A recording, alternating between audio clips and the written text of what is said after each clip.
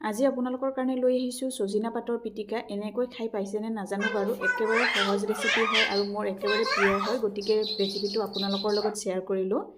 ইয়াৰ কাৰণে সজিনাৰ পাত যিমানে কুমলীয়া হয় সিমানে ভাল হয়, তেতিয়া সোনকালে সিজি যায়। পানীত তিয়াই ৰাখিছিলোঁ চাফা কৰি, এতিয়া পানীৰ পৰা উঠাই ল'ম আৰু ভালদৰে ধুই লৈছোঁ আগতে। আপোনালোকে জানে সজিনাৰ পাত সিজাবৰ কাৰণে অলপ সময় লাগে, সেইকাৰণে কেৰাহীত দিলে বহুত সময় লাগে আৰু কুকাৰত যদি এনেকৈ লয় সোনকালে হৈ যায়। ইয়াতে প্ৰায় দুমুঠিমান হ'ব, লগতে অকণমান নিমখো দি দিছোঁ আৰু পানী আধা কাপতকৈ অলপ কমকৈ, যাতে পাতকেইটাক কুকাৰত লাগি নধৰে। আৰু এইটো 6টামান চিটি আহিবৰ কাৰণে মিডিয়াম ফ্লেমত ৰাখি দিম। আৰু ইপিনে মই মচুৰ দাল লৈছোঁ, ফালা মচুৰ দাইলটো ভালদৰে ধুই ল'ম। যদি গোটাটো লয় বা ডাঙৰটো লয় তেতিয়াহ'লে অকণমান সময় তিয়াই ৰাখিব আগতে। এতিয়া পাতল কাপোৰ এখনত লৈ লৈছোঁ, কটন কাপোৰত।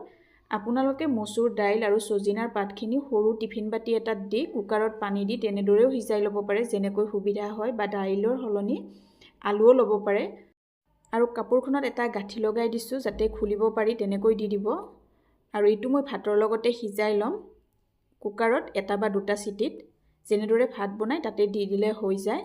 আৰু তেল গৰম কৰি লৈছোঁ, তাতে নহৰু 4 দি দিছোঁ, অলপ ৰঙচুৱা হোৱালৈকে ভাজি ল'ম। তেলৰ পৰিমাণটো ইমান নিদিলেও হ'ব, কেৰাহীত আছিল বাবে মই তেনেকৈয়ে ভাজি ল'লোঁ। ডাঙৰ সাইজৰ পিঁয়াজ এটা, পিঁয়াজখিনি যদি আপোনালোকে ভাজি ল'ব নিবিচাৰে তেতিয়াহ'লে কেঁচাও ল'ব পাৰে। লগতে জলকীয়া এটা, বা জলকীয়াটো আপোনালোকে পুৰিও ল'ব পাৰে, যেনেকৈ টেষ্ট পায় তেনেকৈ লৈ ল'ব। এইখিনি ৰঙচুৱা হৈ গৈছে, এতিয়া উলিয়াই ল'ম। পিটিকাটোত আপোনালোকে আধা ভাজা পিঁয়াজ আধা কেঁচা পিঁয়াজো ল'ব পাৰে, তেতিয়াও টেষ্টটো ভাল আহে। আৰু ইপিনে 6টা চিটি অহাৰ পিছত মই নমাই ৰাখি দিছিলোঁ। প্ৰেছাৰটো যোৱাৰ পিছত অলপ ঠাণ্ডা হৈ গৈছে। এতিয়া দেখুৱাইছোঁ, দেখিছেনে পানী অলপো নাই। আৰু যদি পানী থাকে তেতিয়াহ'লে অলপ সময় ল' ফ্লেমত ৰাখি দিব। আৰু পাতকেইটাও ধুনীয়াকৈ সিজি গৈছে, গতিকে গৰম থাকোঁতে বাতি এটাত উলিয়াই লৈছোঁ।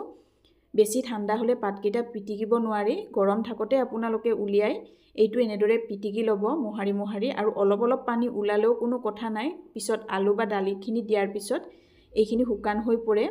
ইয়াতকৈ যাতে বেছি নাথাকে, আৰু এনেদৰে ঠাৰিবিলাক থাকিলে উলিয়াই পেলাই দিব। আৰু ইয়াতে এতিয়া ভাজি ৰখা পিঁয়াজ, নহৰু, লগতে জলকীয়া আৰু পিটিকা বুলি ক'লে ধনিয়াৰ পাত অকণমানো লাগে, সেইখিনিও দি দিলোঁ। আৰু ভাজা নহৰু কেইপিচ ভালদৰে পিটিকি ল'ব, তেতিয়া পিটিকাটোৰ টেষ্টটো বেছি ভাল আহে। গোটেইখিনি মোহাৰি ল'লোঁ। আৰু ইপিনে দাইলখিনিও সিজি গৈছে। ভাতৰ চিটিটো যোৱাৰ পিছত মই উলিয়াই লৈছোঁ, প্ৰেছাৰটো যোৱাৰ পিছত। আৰু দাইলখিনিও উলিয়াই লৈছোঁ। আপোনালোকে যদি পিটিকাটোত আলু দিয়ে তেতিয়াহ'লে আলুকেইটা পুৰি ল'ব, নাইবা ভাতত দিব। পানীত সিজাই নল'ব, তেতিয়া পিটিকাটো পানী পানীৰ নিচিনা হৈ যায়, টেষ্টটো বেছি ভাল নাহে। আৰু দাইলটো দিলে মই বেছি ভাল পাওঁ, সেইবাবে এইটো লৈছোঁ। এতিয়া গৰম থাকোঁতেই দি দিছোঁ দাইলখিনি। লগতে ইয়াতে আচাৰৰ তেল মছলাৰ সৈতে, এইটো জলকীয়া, কঁঠাল, আম, কৰ্দৈ গোটেই মিহলি হৈ আছে, তাৰ পৰা মছলা অকণমান দি দিছোঁ।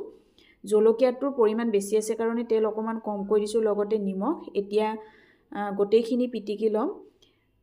দাইলটো যদি আপোনালোকে ব্যৱহাৰ কৰে তেতিয়াহ'লে ভাত খোৱাৰ আগে আগে উলিয়াই ল'ব, কাৰণ দাইলৰ পিটিকা সদায় ঠাণ্ডা হ'লে খাই ভাল নালাগে। বা আগতে যদি পিটিকাটো বনাই থয় তেতিয়াহ'লে গৰম বস্তুৰ ওপৰত ৰাখি দিব, তেতিয়াহে খাই ভাল পাব। আৰু এনেকৈ যদি বনাই সজিনা পাতৰ যিটো তিতা ভাৱ অলপো নাথাকে, খাবলৈ খুবেই টেষ্টি হয়। যদি আগতে খাই পোৱা নাছিলে এবাৰ বনাই চাব, আৰু কেনেকুৱা পায় কমেণ্ট কৰি জনাবলৈ নাপাহৰিব।